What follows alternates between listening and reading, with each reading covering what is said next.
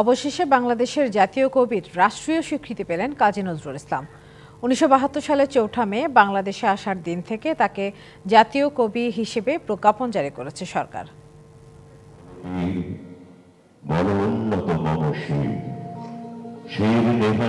সাহিত্যের নানা শাখায় বিচরণ করলেও তার প্রধান পরিচয় তিনি কবি, বিদ্রোহী কবি কাজী নজরুল ইসলাম। স্বাধীন বাংলাদেশে ১৯৭২ সালে তাকে সপরিবারে কলকাতা থেকে ঢাকায় আনে তৎকালীন সরকার। ১৯৭৫ সালে ঢাকা বিশ্ববিদ্যালয়ে বাংলা সাহিত্য ও সংস্কৃতিতে অসামান্য অবদানের জন্য তাকে সম্মানসূচক ডি.লিট ডিগ্রিতে ভূষিত করে।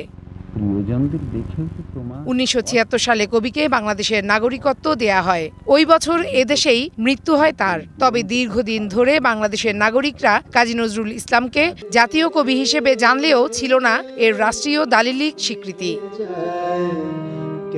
অবশেষে মিলেছে সেই স্বীকৃতি। ১৯৭২ সালের ৪ঠা মে ঢাকায় আসার দিন থেকেই তাকে বাংলাদেশের জাতীয় কবি ঘোষণা করে প্রজ্ঞাপন জারি করা হয়েছে। রাষ্ট্রপতির আদেশক্রমে সংস্কৃতি মন্ত্রণালয়ের সচিব স্বাক্ষরিত প্রজ্ঞাপনটি জারি করা হয় গেল ২৪শে ডিসেম্বর।